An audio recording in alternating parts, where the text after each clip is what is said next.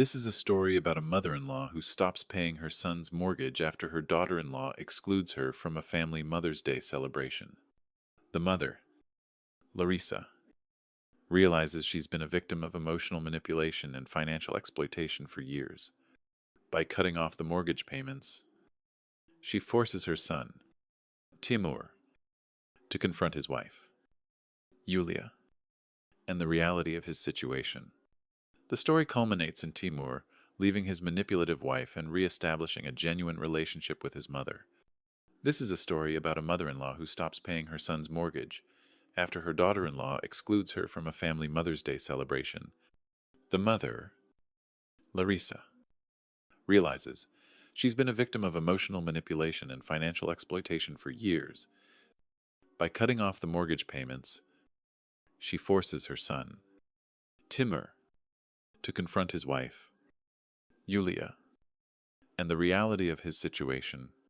The story culminates in Timur leaving his manipulative wife and re-establishing a genuine relationship with his mother. A Mother's Day story sponsorship and self-respect. When my daughter-in-law told me I had no business staying with them on Mother's Day, I simply canceled their mortgage. Yes, I had the right. This isn't the kind of story you'd hear on TV. But if you listen to the end, you might recognize yourself and understand why I no longer sponsor my own humiliation. Before we begin, please write from which city you are watching us. Enjoy listening. Yulia's message came on Wednesday, exactly 3 days before the holiday. I was just arranging fresh tulips in the kitchen. I brought them from my greenhouse at the Dhaka.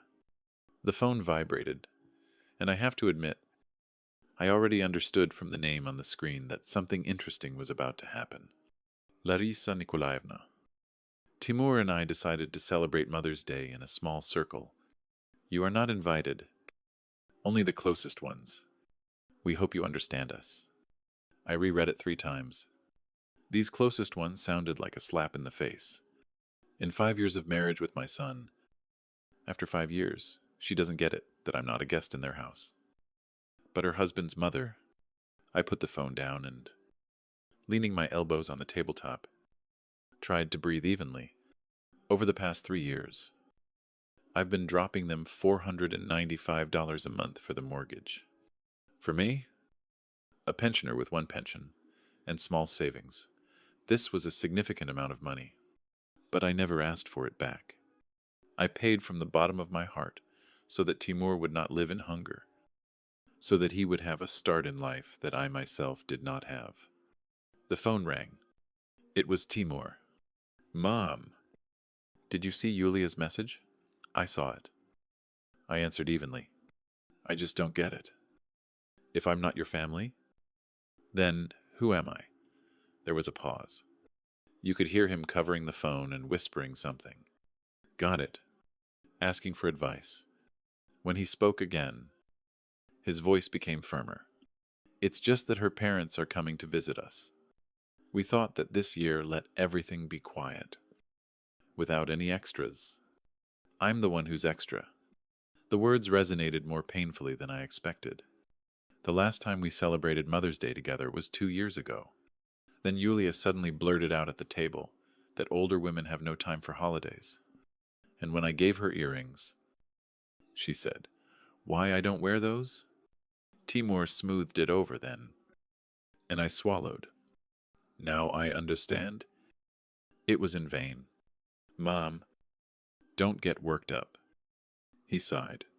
Yulia just thinks it's better this way now. You and she have been communicating rather tensely lately.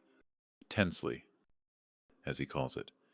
I wonder what the habit of not including me in family chats, rolling his eyes at every remark I make, and calling my dresses a Soviet legacy is called. And what about the mortgage? Will you need money this month? The question just came out of nowhere. Of course you do. He quickly answered. When I closed my eyes, something clicked somewhere inside. Just clarifying. I'll transfer it tomorrow. After the call, I sat down at the table. For 3 years in a row, I paid for their housing. I invited them on Sundays. They came once every 6 months.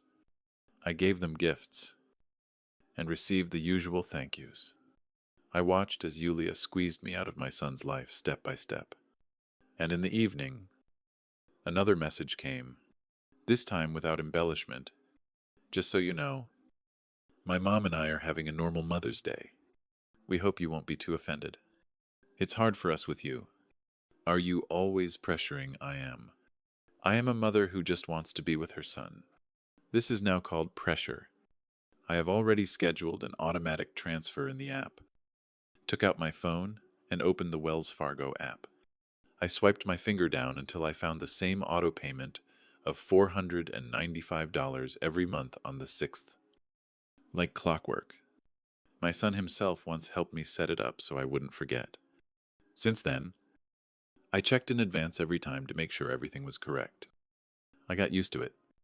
I felt almost advanced. As he said, Mom, you're like an IT specialist to me. I smiled at the memory, but then exhaled. I looked at the screen for a long time, as if I was not looking at the numbers, but at my relationship with Timur, at everything that it had become. How much can you pay for the opportunity to be on the outskirts of his life? I finally decided to click cancel, confirmed, and something in my chest clicked. No more dollars for the right to be forgotten. Time to change the rules of the game. I made a choice in my favor. I will no longer pretend that I am not bothered by the constant exclusion. Yes, I knew Timur would be angry. Yulia would most likely portray me as an evil mother-in-law. But you know what? Everyone has their own reserve of patience, and mine has run out. 3 days later, on Mother's Day, I left my phone in the house. The day turned out to be warm and dry, as if on cue. In the morning, I was loosening the beds in the garden, replanting phlox and oregano. Not for show, but seriously. The soil after the thaw was sucking up water, and the roots needed to be allowed to breathe. My husband, God rest his soul, always said that I had golden hands. Misha. We lived together for 32 years. He passed away 4 years ago. Heart. What else in our time? He worked in the supply system. He didn't drink much. Didn't go out. Respected. When he was alive, my son seemed to be warmer. And after my father was buried, 3 months passed. And that was it. The change was obvious. And then she appeared in his life. I trimmed the old currant shoots, carefully loosened the soil between the viburnum bushes, which Misha and I once planted together. It grows well if you pinch it in time. And a sunny place is chosen. My girls from the gardening club won't let me lie. Mistress, I'm not one of the lazy ones. Cleanliness. Care. Everything as it should be. The earth loves care. It doesn't know how to betray people. My heart felt lighter.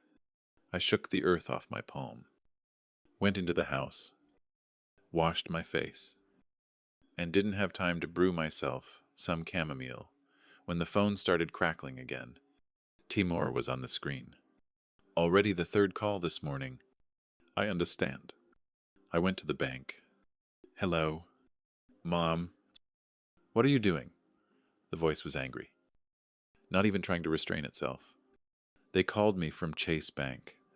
They say the mortgage payment didn't go through. Did you cancel the transfer? I calmly put the cup on the windowsill, sighed, and answered, yes. I canceled it. He was taken aback. Why? Because of Mother's Day. Are you serious? Are you that vindictive? I held back, although my tongue was itching to tell him to go where he wanted to go. Instead, I said, Timur, it's not about vindictiveness. It's about respect. What are you talking about? Mom, Yulia, and I just wanted to sit quietly this year. You take everything with hostility. I paid your mortgage for 3 years. Timur, almost $21. Lube, and all this time, you're faithful wife slowly but surely squeezed me out of your life, either chats without me, or dinners without an invitation, and now a holiday without a mother. That's normal. Well, Yulia, she's not like that. She's Timur. I interrupted, and was surprised myself at how firmly it sounded. Your Yulia wrote in plain text that it's hard with me, that she feels more comfortable with her parents. If I don't count for Mother's Day, then you don't need my bills anymore either. There was a pause. Then he spoke more quietly, with resentment.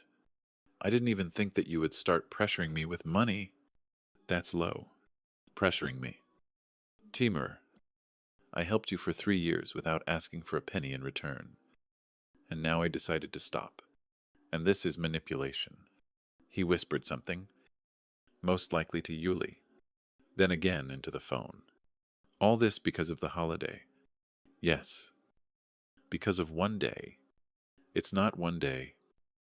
Son, it's a system, and I'm tired of sponsoring it. I turned off the call. My hands were shaking, but not from excitement. It was just the fatigue that had accumulated over the years, and now, finally, it burst out. The morning didn't seem so clear anymore, but I didn't regret my decision for a second. By lunchtime, the messages were pouring in. From Yulia, caustic. From Timur, confused. Using money to put pressure. That's why we wanted a break from you. Do you really want to be that kind of mother, Mom? To call. Let's talk. I didn't answer. Instead, I went out into the garden again, where my efforts mean something, where they don't expect money from you, but are happy to see you leave, where no one counts how much you've invested, but just grows. At about 3 p.m., the doorbell rang. I looked through the peephole. Timur and Yulia were standing on the porch, he with his shoulders drooping, she with an expression I knew well, the one she wore when she came to ask for a recalculation. I took a deep breath and opened the door. We need to have a serious talk. Timur didn't even try to be polite. He walked inside without an invitation. Yulia followed him, looking around at the interior as if she had come to check out how the region was doing. By the way, they never congratulated me on the holiday. Well, I closed the door. If we're going to talk, let's talk. Maybe some tea, I asked, keeping my face. We don't have time for tea. Yulia snapped back. We need to discuss what kind of mess you've made and when you'll put everything back in place. I slowly turned to my son. Look for it or not. And that boy who once gave me a crushed daisy and said, Mom, you are the best. There is no longer any of that left in his face. There is also no longer that guy who held my hand at the grave of my father and said that we would stick together. Now I had a man standing in front of me who had the courage to remain silent while his wife made an enemy out of me. I've already explained everything, I said calmly. I'm no longer going to support people who treat me like a remote nanny. This is not about respect. Yulia flared up. This is about the fact that you are always pestering, commanding, twisting Timur as you want. You are simply furious that he is with me now. Yeah, of course. You convinced yourself that I control all of you, and the fact that I just wanted to be treated as a human being. Is that also control? In your opinion, you are constantly pestering me with criticism, she said. You look askance at our wallpaper. Ask where we get the money, and always make these comments about food. Just recently you tried chicken, silently, but you wrinkled your nose so much that I immediately wanted to throw the plate. I didn't even say a word. I was surprised. I wish you'd said thank you at least once, that I still come and don't slurp soup alone after your silent get-togethers. Why do you come if you don't like everything? Yulia chuckled, not hiding her contempt. Timur and I are adults. We'll decide for ourselves what and how. I turned to my son. Timur, you know I've never offended Yulia, even after March, ought. when she wished me health and patience out loud, like all the elderly, and then gave me some cream for varicose veins. That's exactly what she told you. Larisa Nikolaevna. It should work. I thanked her silently then, too. Have you ever stood up for me? He fidgeted, not looking up. Mom. Sometimes you can be. Well, tough. Not directly. But I understood that.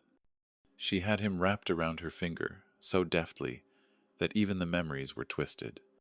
Everything I once said out of concern now sounds like nagging. Everything I did out of love has become manipulation. Well, if that's the case, Isai had, then it's time for you to go. I'm not a bank. I don't charge interest for patience. That's enough. Only after you restore the auto payment, Yulia said through gritted teeth. We're already overdue this month. And in general, you're not behaving like a human being. Larisa Nikolaevna. I looked at her. As if Chennaya was standing from the side. As if she'd won first place in the Best Daughter-in-Law of America contest. But for how many years had she been systematically pulling out of Timur everything that connected him to me? And I, fool, only transferred money. No, I said, and this was no stronger than anything I had said in my life. You will not get another cent from me. You will regret this. She hissed, grabbing her bag. Let's go. Timur. She made a decision. He hesitated, shifting from foot to foot. Mom, let's not make a scene. We can somehow settle everything peacefully. Of course we can. I agreed. But not with threats or accusations. And not on my terms. But on universal ones. Where adults don't sit on an elderly woman's neck. But respect her at least as a mother. He nodded silently. It was obvious. He had burned out. Yulia darted to the exit. The door behind them slammed so hard that the ceramic duck Misha had given me rocked on the shelf. But I didn't cry. I stood there and thought, well, that's it. The bottom has been reached. My son had finally fallen under the thumb of his faithful wife. In the evening, I received a notification. Someone tagged me in a post. I went to Facebook. Well, of course. Yulia posted a 3-story sheet of complaints about how her unfortunate people humiliated her, how her mother-in-law went crazy in her old age and abandoned her son at the most difficult moment. Comments in the top 10. Some sympathized. Some urged me not to hold a grudge against my mother. And some of our mutual friends wrote directly, well, Larisa Nikolaevna, you're something else. And all this despite the fact that no one even asked my version of what was happening. The family chat in Messenger also started buzzing. Someone forwarded a screenshot. Someone kept silent. But everyone had red check marks. Of all my relatives, only my younger sister Valia called. Listen, Larisa, this is not like you at all. Tell me what happened there. I told her everything, calmly, without hysterics. How it really was. She was silent for a moment, and then blurted it out. Yes. I told her right away. Yulia is smooth as a snake. Everything is perfect for her in public. She is all intelligent. Only people like her have a whole bag of rotten stuff behind them. And yours, well, he's a man. What can you expect from them? If they've been bent, they'll bend to the end. I don't understand how he doesn't see it. Love is blind. You can fall in love with a goat. Such women drag you on because they give you the illusion of peace until they start controlling everything, including the air. Her words stuck in my head. I walked around the house, collected laundry in a basket, wiped the windowsills, and repeated to myself the illusion of peace. This was my life these last few years. I was silent. Patient. Tried to smooth things over. But in the end, I turned out to be unnecessary and even guilty. On Saturday morning, I didn't even notice how I climbed into the attic. I took out old boxes, dusted photo albums, postcards, some printed letters from the post office. Back then, Timur and I were still texting like humans, not with those dry emoticons on WhatsApp. I laid everything out on the floor and started to build a chronology in my head. First, how he called me almost every other day, how we had dinner together on Sundays. At first, he even took Yulia with him, and although she was cold as March mud, she held it well. So polite. All politeness, for show. Then it was like she cut it off. After the matchmaking, they started coming less often, then only on holidays. Then even holidays stopped being a reason to meet. He canceled everything at the last minute. I found a postcard from their first New Year together among the papers. Mom, thank you for being with us. We love you. Timur and Yulia. So beautiful. Too bad it's fake. That same year, they asked me to chip in for a mortgage for the first time.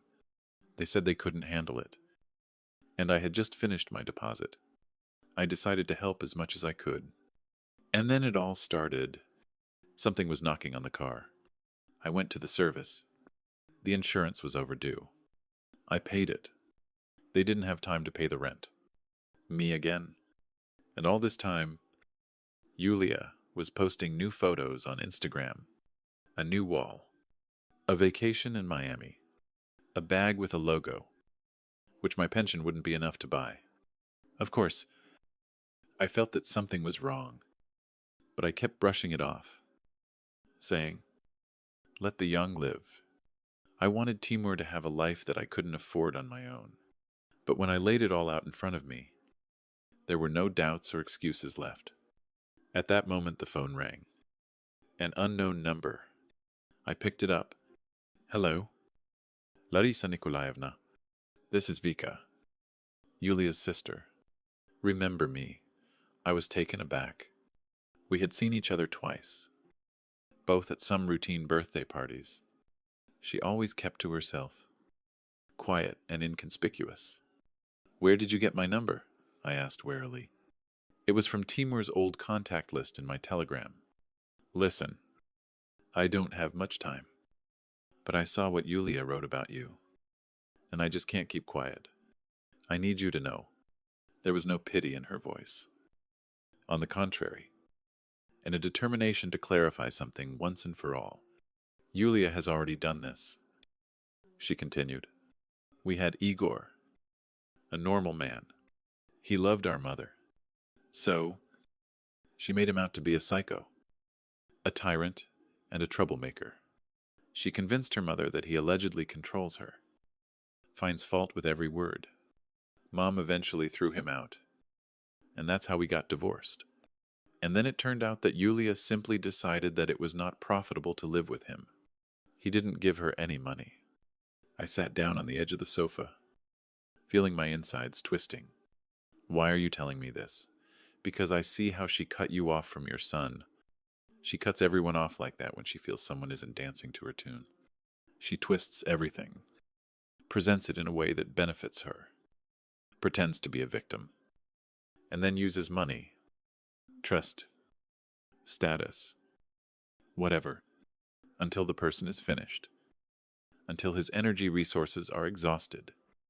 In general, a real vampire, and then looks for the next victim. I remembered how Yulia translated my phrases into her language with a subtext that I did not even think about. How Timur looked at me later, as if I was accusing him, although I simply asked how he was doing. Each time, as if I did something wrong. Is there anything else? Vika lowered her voice. Check Timur's mail if you can. About 3 months ago, he wanted to throw you and Yulia an anniversary party. He asked me to help with a surprise. And then everything was suddenly canceled. And Yulia told everyone that you allegedly refused, citing your busy schedule and that you had other things to do. But I didn't hear anything about that evening at all. I exhaled, because it never happened. She made it all up. Told Timur that she called you and you said you were busy. And then she started telling everyone that you didn't want to talk to them. Everything fell into place. And the far-fetched grievances, and the hints about my coldness, and the awkward moments when Timur looked vulnerable, not understanding why. Why does she need all this? Control Vika answered without pathos. And money. She dragged it to Miami. Now it's on you. And Timur is convenient. Soft. Shy. Attached to his mother. It's a hindrance for her. I really helped them with the mortgage. He admitted. 3 years. Well, there you go. Everything fell into place. We talked for another 20 minutes.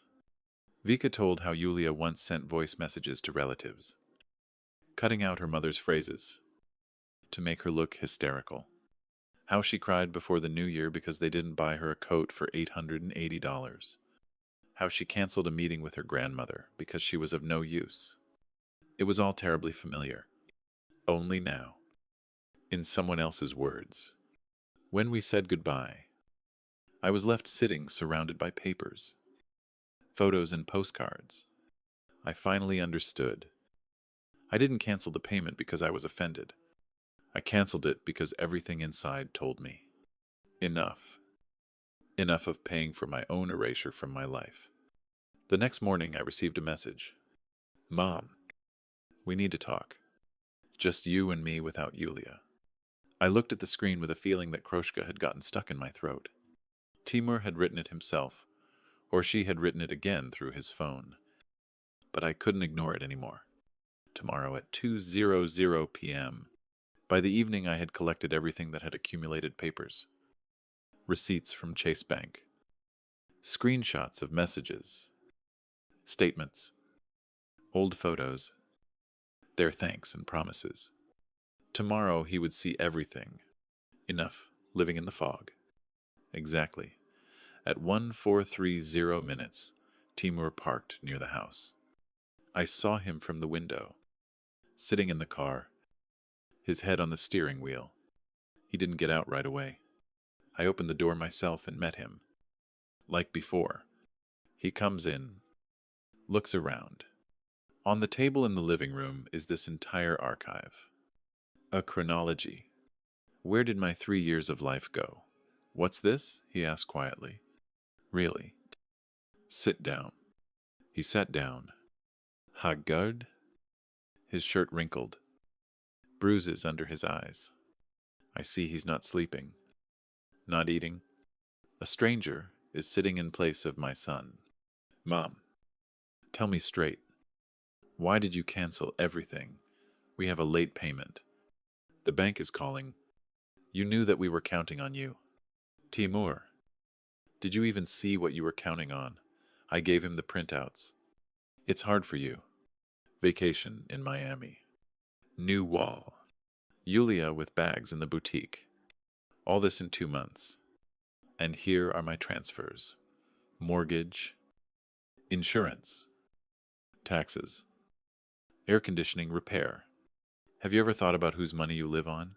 He leafed through the papers and grimaced gloomily. It's all Yulia. She says that discounts, promotions, cashbacks, like smart purchases.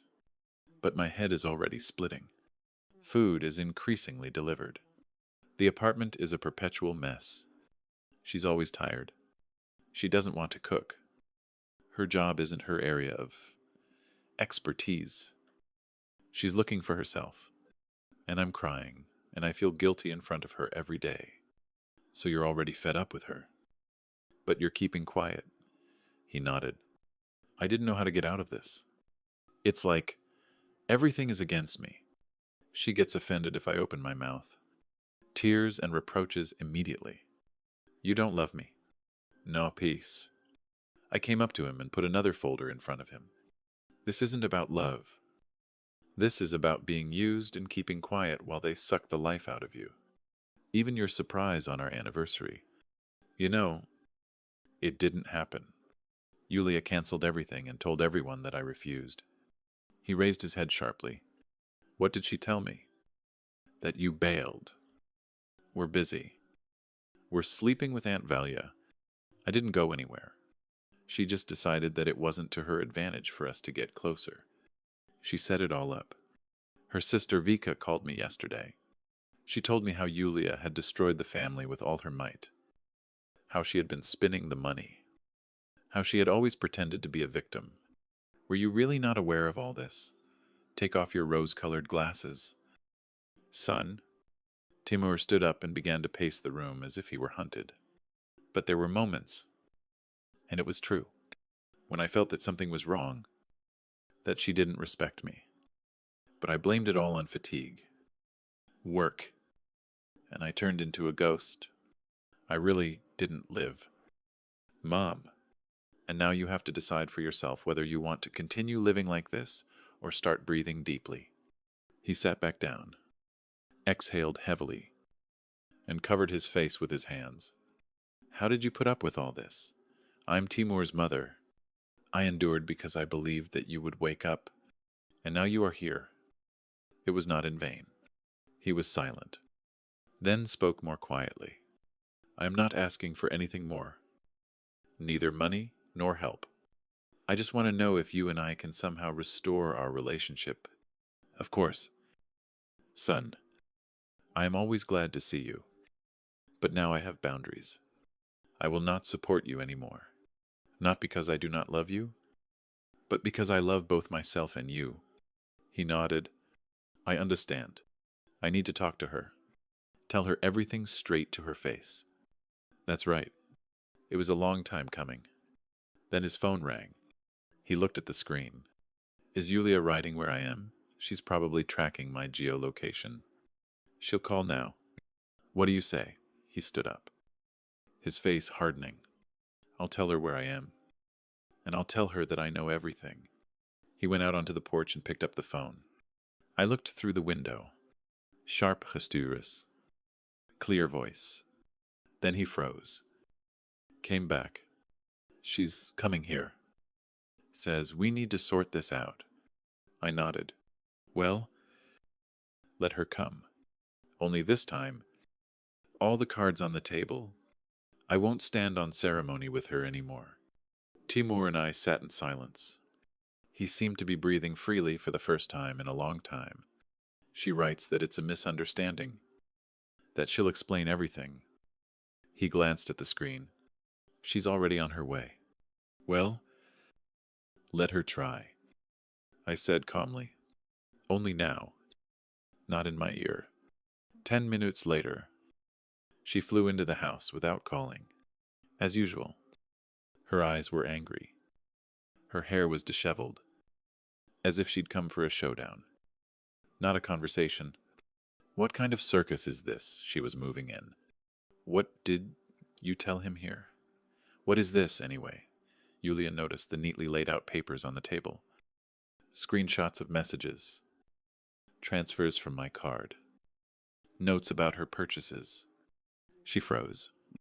A second, and then again on the attack. Timur, you don't believe this nonsense. You know how your mother turns everything upside down. Timur stood with his hands in his pockets, looking at her without expression. I talked to Vika, he said quietly. Yulia turned white. Vika. Seriously, this hysterical woman has envied me since childhood. You will hear nothing but lies from her. And the correspondence with your friend, where you call me a cash cow. She also made up. You had no right to read this.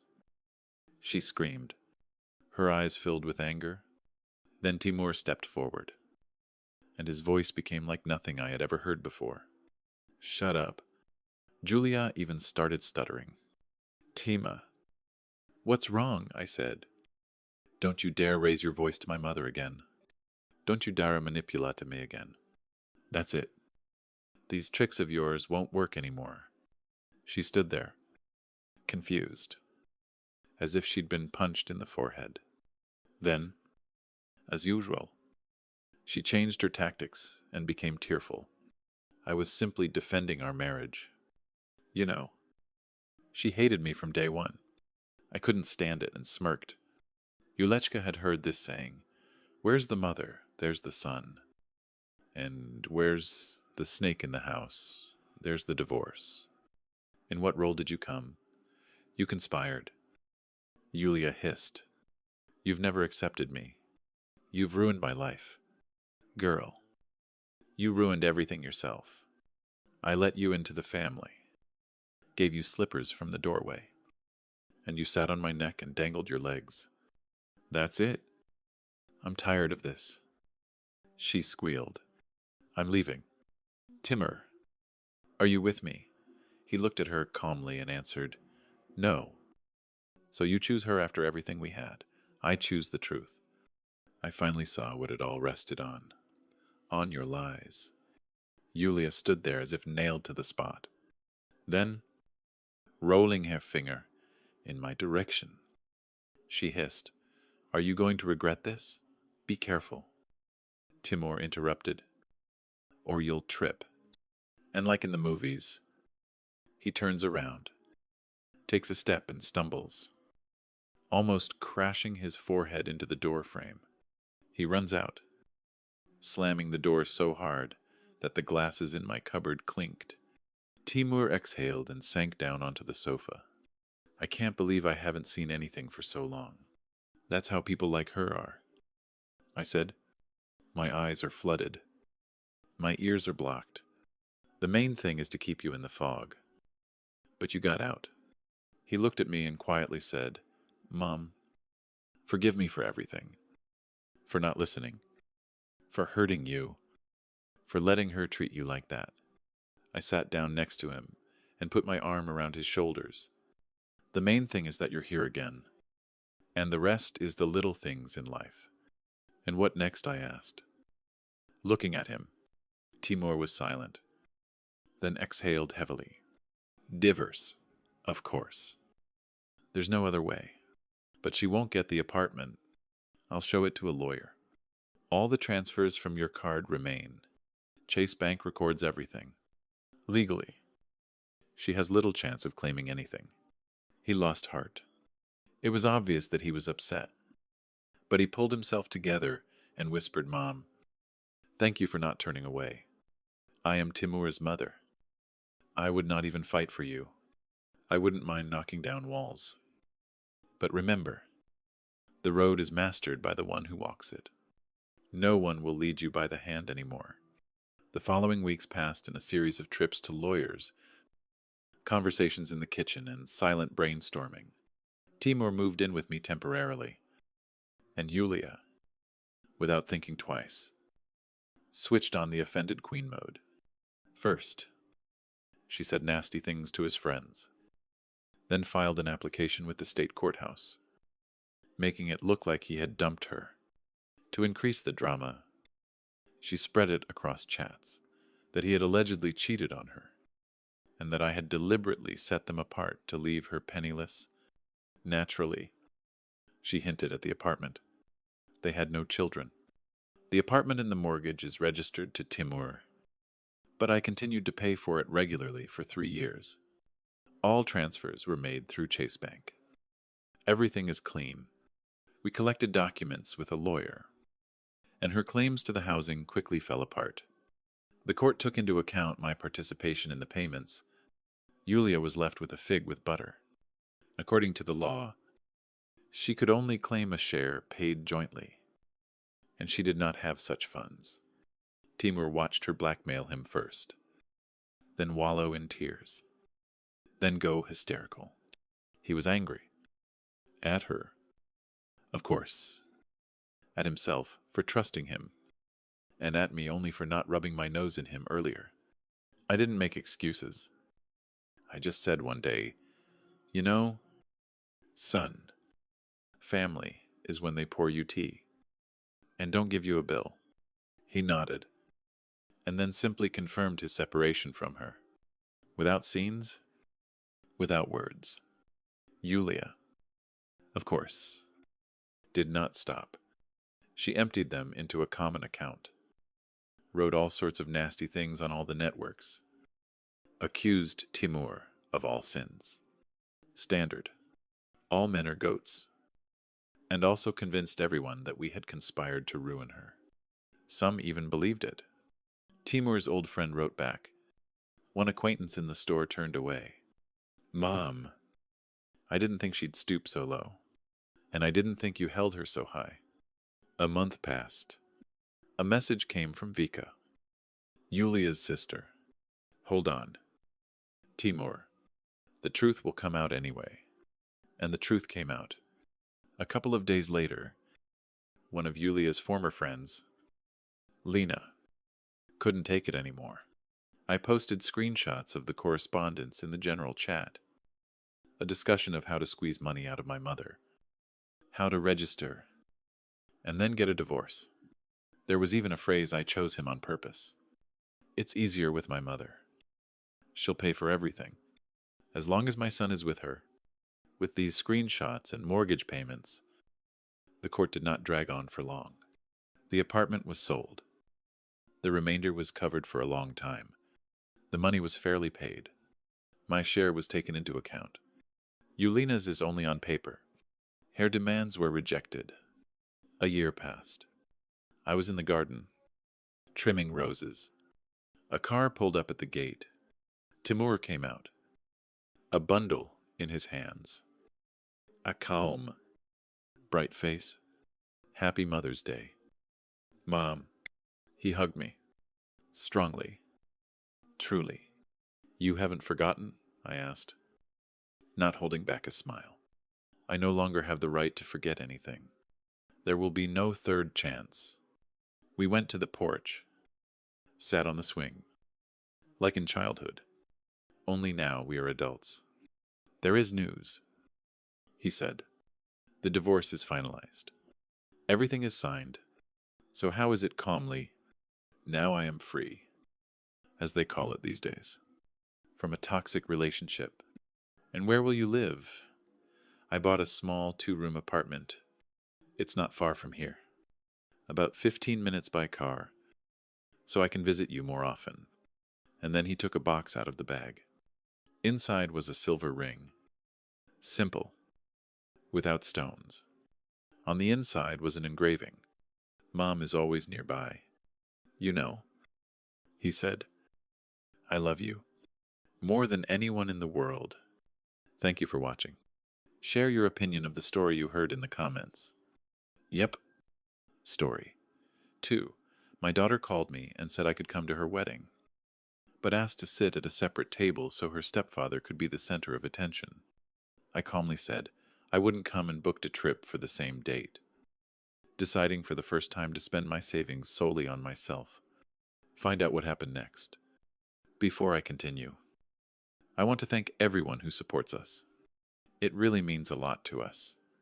If you like our stories, subscribe to the channel and leave a comment. What city are you watching us from? We are glad that you listen to our stories. And now to the story itself. My name is Jack, and for most of my life I was the guy who always waited his turn. You know, the quiet, dependable one. The one who sits just in the back of the family photo. The one who never wants to draw attention to himself. I thought that was what true love looked like. So when my daughter called and said she wanted me at her wedding, but that it would be better if I sat away from her family with her stepdad, I said, yes, in such a calm voice. I didn't recognize myself, but when the conversation ended, that agreement settled heavily inside me. Have you ever felt that way? When you say words that erase you, simply because you don't have the strength to argue I didn't tell her, that her words had felt like a slap in the face. Politness, in Diskiza. I didn't tell him how I cleaned up her childhood tears at night when her father didn't even notice, or how I held her hand when she was afraid of monsters and he didn't bother to check under the bed. No, I just said yes, deciding for the last time that a good father is one who doesn't make his daughter's life difficult. That's how I convinced myself I didn't share the emptiness inside me. I didn't tell her how I hung up and sat in the kitchen for a long time, where the smell of freshly brewed coffee still wafted. I watched the steam slowly disappear from the mug and thought about how many times I had to swallow my pride for the sake of peace. You might ask, why? I didn't refuse right away. Why didn't I tell her that a father shouldn't sit in his daughter's shadow on her most important day? The truth is, I didn't want to see the relief on her face when I did that. It would be that relief when you want to say, "Thank you for not making things worse for me." That's why I agreed. But the next day I opened my laptop and booked a trip for the same date as the wedding, a place where no one would find me, a little lake house I'd always dreamed of going to. When I had the time, money, or energy to do something for myself. It was the first time in years that I'd chosen myself over her. At first, I thought it was selfish. I waited for the usual guilt to set in, to choke me as soon as everything fell into place. But it didn't. Instead, there was a silence that was almost sacred, as if the world had stopped for a second, so I could finally hear what I had always been afraid to say out loud. I realized that I had lived for the convenience of others for so long that I no longer recognized my own voice. That night, I lay in bed with the light from my phone illuminating the ceiling. I kept thinking about her words, as if she were doing me a favor. "Dad, I wish you could be there. But I think it would be easier for everyone if you sat at a separate table at the ceremony, just to make it, well, less stressful. Like I was the stress, the last misplaced piece in her perfectly formed life. I could almost see it. She was in the white dress, the one her father gave her. The picture of a perfect family. Guests who don't know that the one who supported her after her nightmares and taught her to ride a bike is next to her. Everything is shiny and sparkling, and I am a shadow on the edge of the picture. I remembered the first time I taught her to swim. She was 5 and terrified of the depths. I held her in my arms and assured her that she was safe, that she could trust me. Then she believed me. And now, all these years later, I had to drown myself so as not to ruin her holiday with a truth that was inconvenient for her. I couldn't find the strength to tell her that I was no longer ready to be such a lifeline. That night, I barely slept. I played her words over and over again, echoing in the void, like footsteps in an empty house. It wasn't anger, more like something cold, like standing at a door that had been locked for a long time and knowing that the key to it could no longer be found. In that moment, I knew I wouldn't be at this wedding. I wasn't going to sit at a table that made me feel insignificant.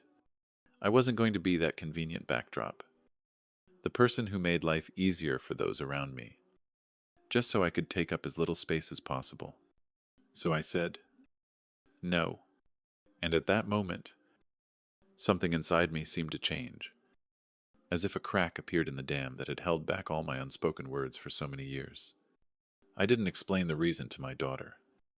I didn't justify myself or defend my choice. I just said no. Then I booked that very house and started getting ready. It even resembled a ritual. I folded each shirt with a special respect that I had never allowed myself before.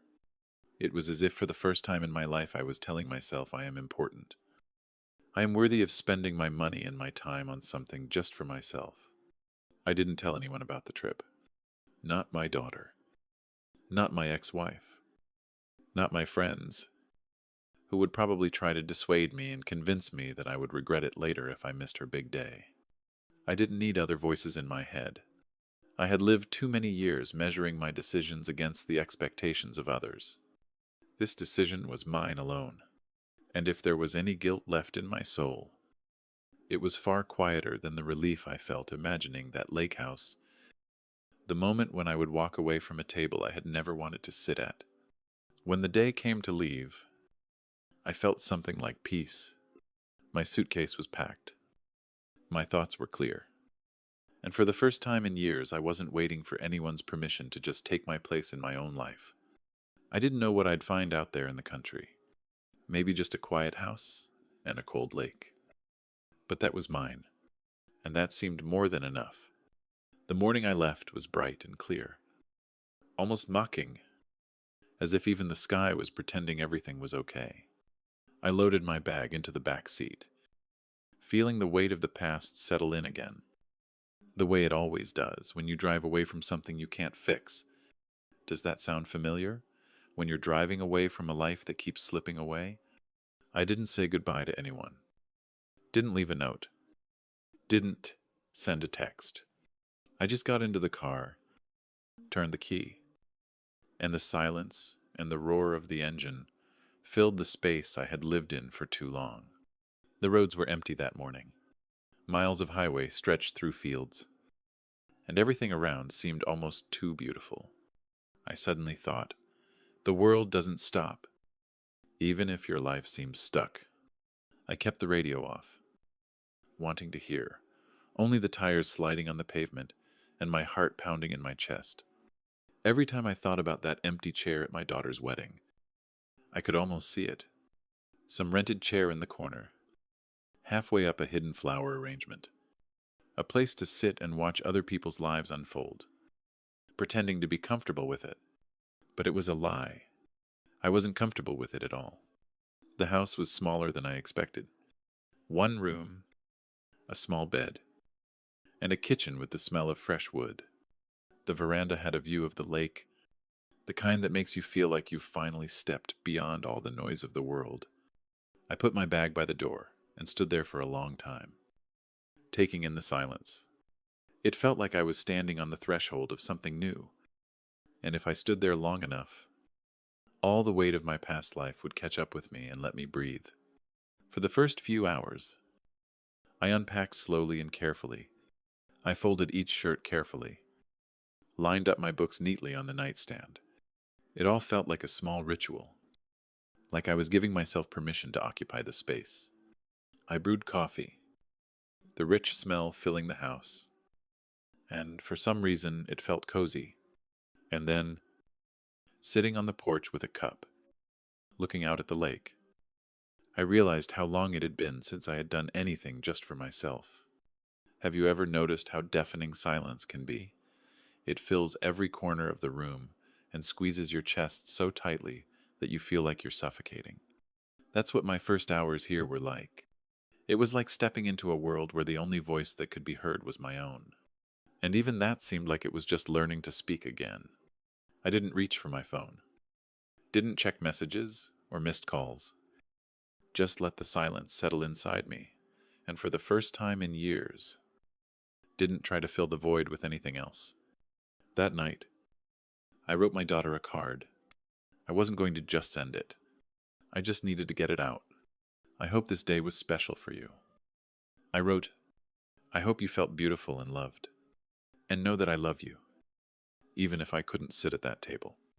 My hand shook as I wrote those words. It was as if the pen was scratching out a truth I couldn't say out loud. When I was done, I folded the card and put it in a drawer by my bed. Some words are meant to be acknowledged, not sent.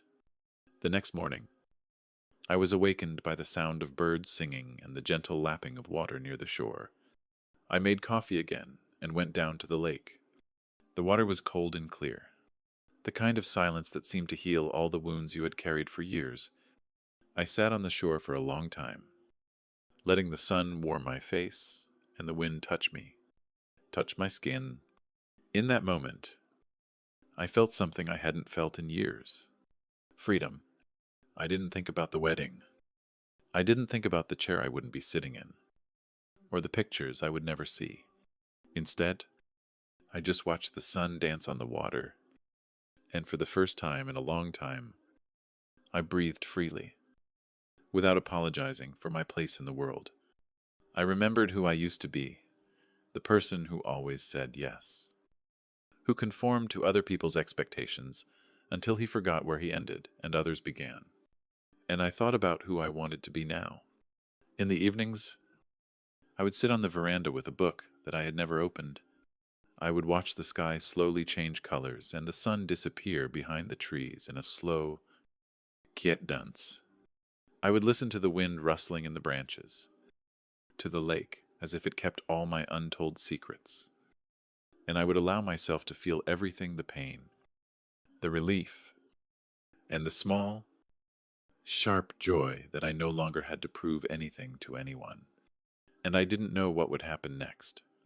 I didn't know if I could ever go back to the life I'd left behind, or if I'd even want to.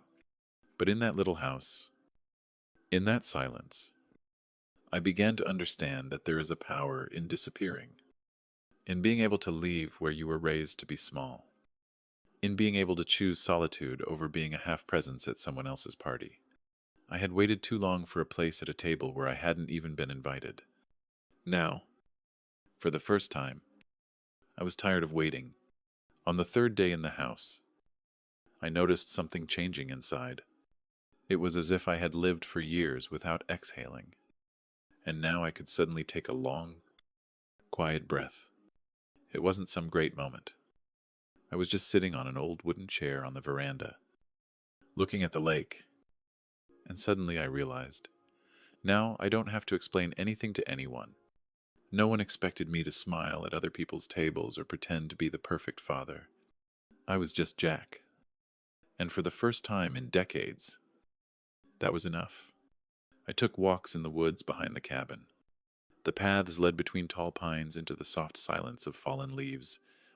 Each step seemed to give me back my body, my breath, the parts of myself that had been buried under the weight of compromise. I had no destination, no need to rush or answer to anyone. I walked until my legs ached and my head felt wonderfully empty. In the best sense of the word. You know, that feeling when the world itself seems to allow you to let go of everything unnecessary. In the evenings, I sat by the fireplace with a bottle of bourbon that I bought at a small store in town. I poured a couple of fingers into an old chipped glass and just watched the flames dance. There was something mesmerizing about their dance, as if the flames were burning away the parts of me that were no longer needed. I thought about my daughter, about how I had tried for many years to be the perfect father for her. Calm, reliable, always ready to step into the shadows. And I wondered more and more often whether she even knew who I really was, or whether I had never let her know. I wrote her more postcards those evenings. Each one became a confession that I didn't have the courage to make when we met. I'm not angry. I once wrote, I'm just tired of disappearing another time. Before, it seemed to me that love is always a sacrifice. Now I think it's in honesty, in the ability to be there for yourself. Even if no one else can, I had no intention of sending them.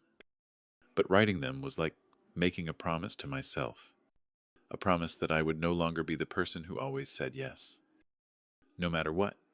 One day, I found an old boat tied to a rickety dock. It was almost underwater, but I pulled it out for a few hours, scraped off the seaweed, sealed the cracks in the boards. There was something special about that, to bring back to life something that no one had cared about for a long time. Maybe that was how I was reviving myself. The next morning, I went out onto the lake. The oars cut smoothly through the smooth water. The air was cold, but the sun warmed my face. And for the first time in so many years, I didn't feel like I had to be anywhere else. No phone calls, no expectations, just the rhythm of the boat, the water, and my own breathing. I thought about how fragile and small life can be when you're always trying to fit into someone else's story, and how powerful it is when you decide to write your own story. At night, I lay in bed and listened to the wind blowing through the trees. That low, soothing sound, like a lullaby for grown men who've carried too much. I closed my eyes, letting the memories come, both bitter and sweet, but they were all mine. I remembered my daughter's smile as a child, how she would run to me, as if I meant the world to her. And I thought about how over the years that smile had become polite and alien when the one she called Daddy in front of others was nearby. Sick, of course. I was. But in this little house, where the moonlight was my only companion, I suddenly realized that she could no longer control me. There was a small table by the window in the corner. In the morning, I would sit there with a cup of coffee and watch the sun rise over the lake. And every time I would remind myself, this is mine. This moment, this silence, this breath are only mine. I spent so many years trying to earn a place at someone else's table, never realizing that I could build my own. It might not have toasts, big speeches, or applause, but it would have truth. It would have me. By the end of the week, I felt like I had shed a skin I never knew I had. I had no answers for what would happen next. I didn't know if my daughter would ever understand why I said no. But I knew one thing for sure. I would never go back to that man who allowed himself to be relegated to the shadows of his own life.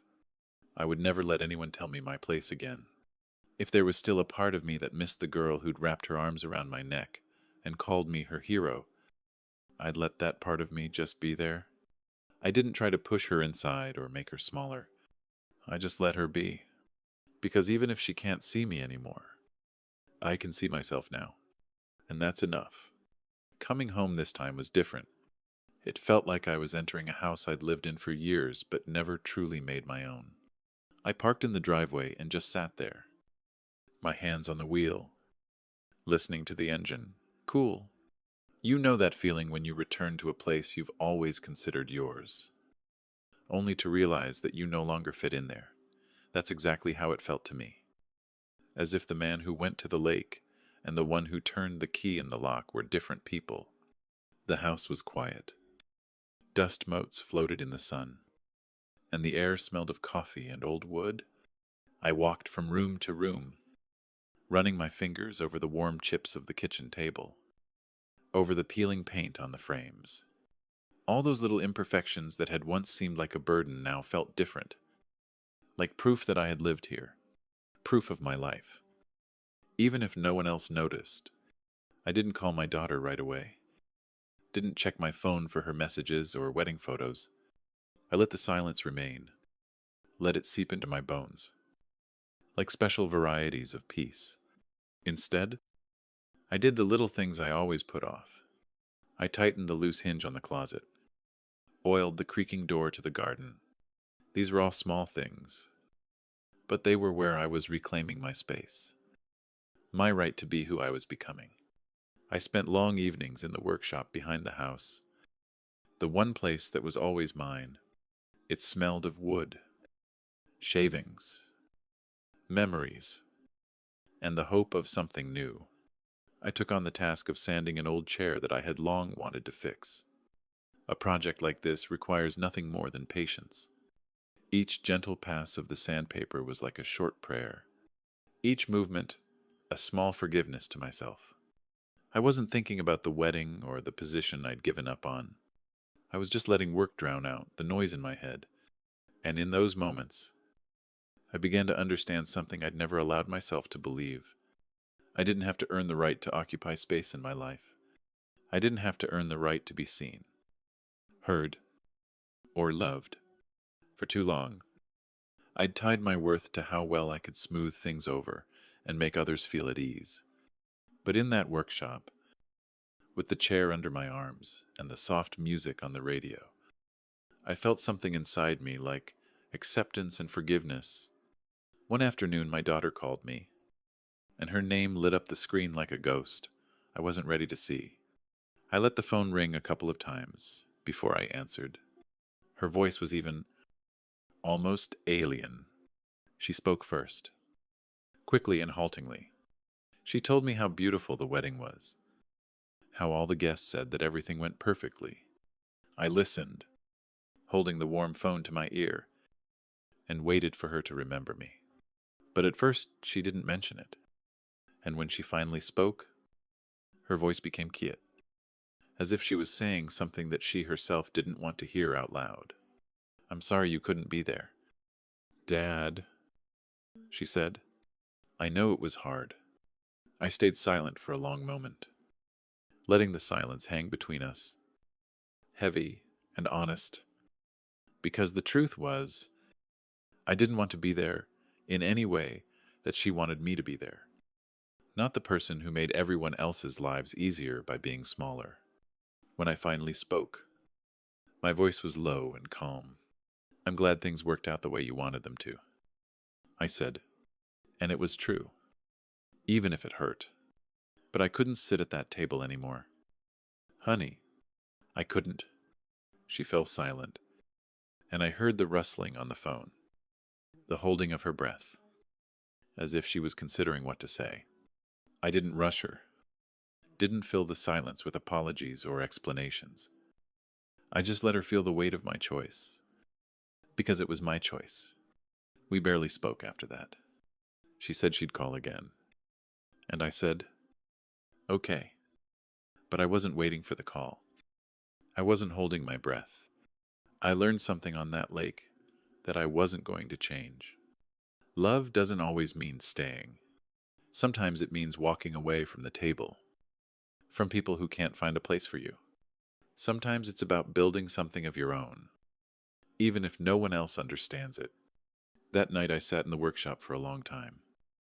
When the sun had long since sunk below the horizon, the only source of light was a small lamp on the work table. I ran my hand over the chair I was sanding. The wood became smooth and warm under my fingers. The work was far from finished. There were still rough spots and places that needed attention, but it was my chair now. And sitting there in silence, I suddenly realized that it was enough. More than enough. The knock on my door had started on Saturday morning. Just as I was settling into my workshop with a cup of coffee that had already gone cold in my hands, I knew it was her even before I opened it. There was a special heaviness in the air. It was as if an invisible force had been pulling me toward this meeting from the moment I hung up after our conversation. My daughter was standing in the doorway. Her new husband was half a step behind. They both looked like they had rehearsed every word several times along the way. I felt my heart clench when I saw them. My daughter's gaze darted across the doorway. My husband was wary and tense, as if he was afraid to cross an invisible boundary. Have you ever had someone you love stand in front of you and between you? 100 conversations, each one as difficult as the first step on ice. I didn't invite them into the house right away. I just leaned on the door frame, feeling the solid wood under my shoulder, and waited. My daughter cleared her throat awkwardly, her fingers tangled in the hem of her sweater, as if she were searching for a foothold. "Daddy," she said quietly but confidently. "Can we come in?" I nodded silently and stepped aside to let them in, and I almost physically felt how the air in the house became denser, tighter, as if all the words unspoken over the years now filled every corner. We sat down at the kitchen table, the same one where I had eaten breakfast alone 1,000 times. Her husband settled in next to her, sitting upright in a military manner, his hands folded in his lap, looking around as if trying to remember everything.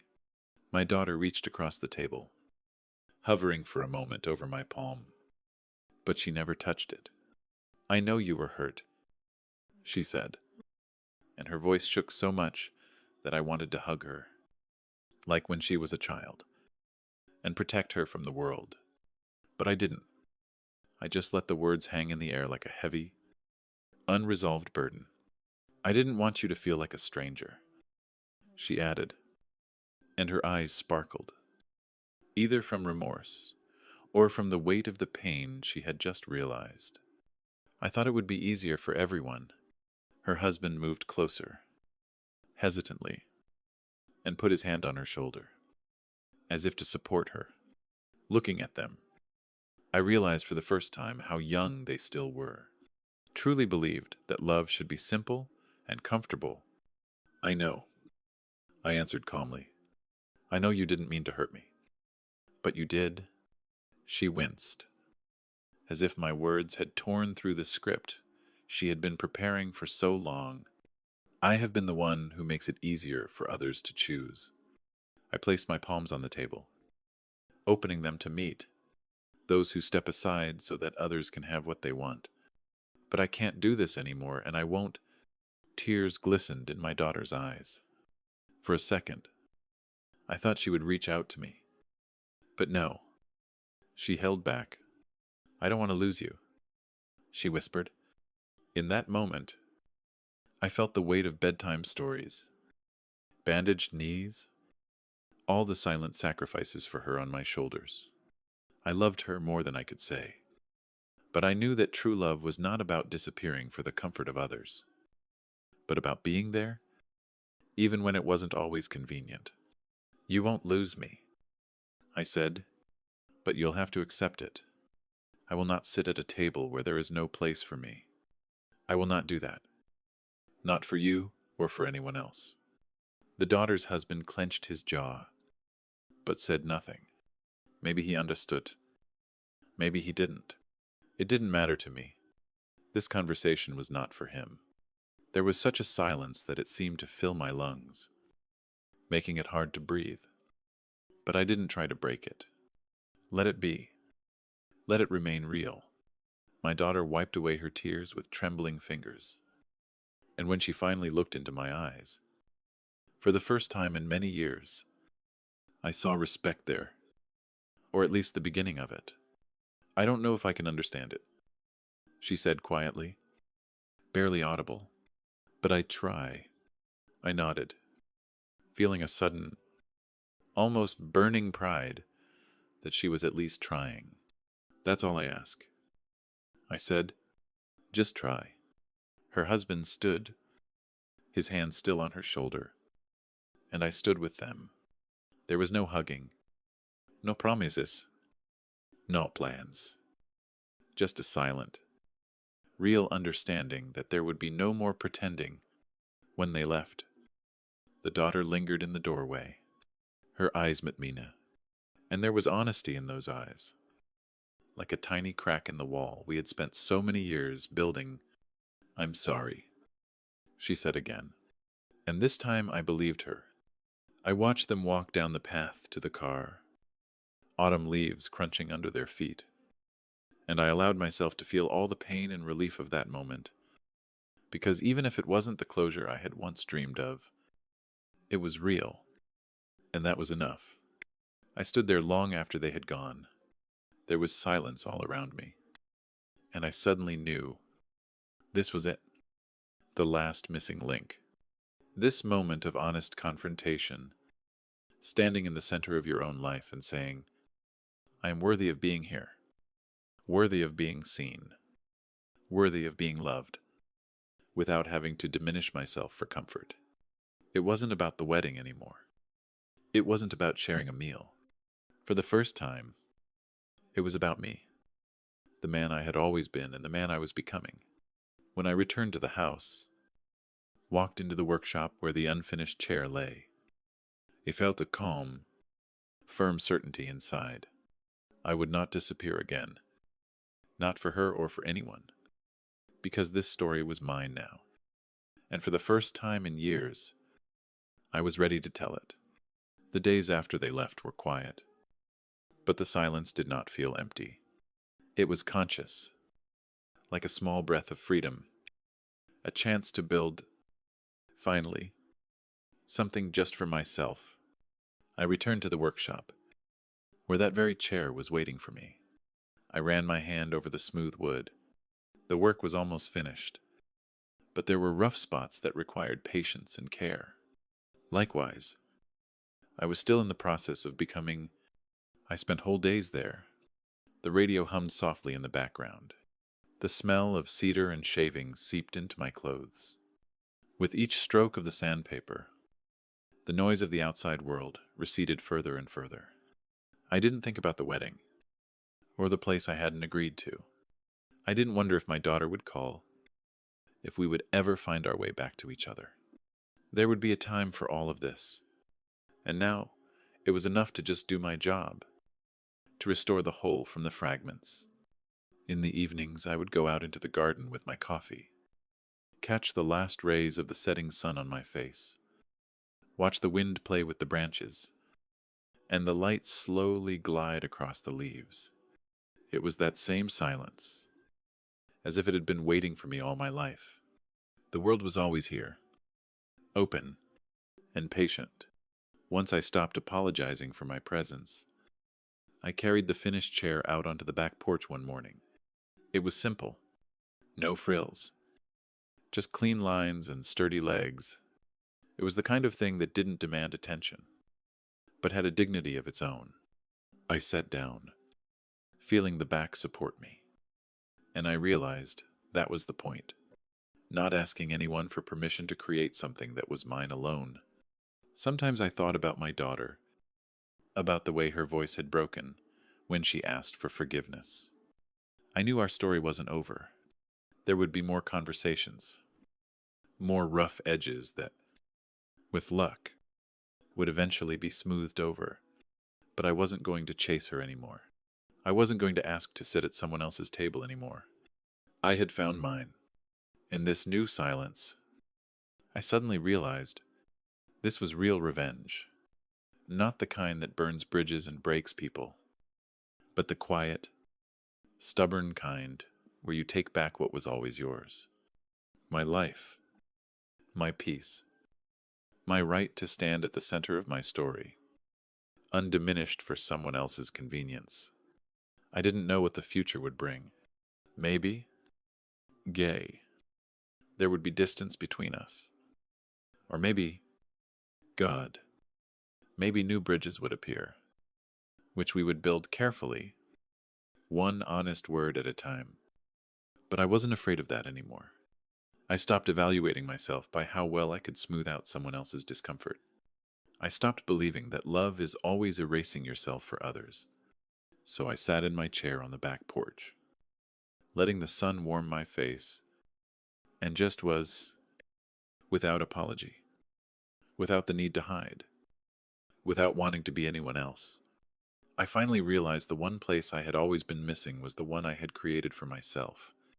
If you've ever had to choose between keeping the peace and protecting someone you love, you know that sometimes doing the right thing doesn't look like a heroic act. It looks like silence. But that silence is the real power. If this story resonated with you, if you saw yourself in it, stay tuned. I share stories like this every day about loyalty, letting go, and moments that change everything. Subscribe. Join those who, even silently, always fight for what is important. See you in the next testery.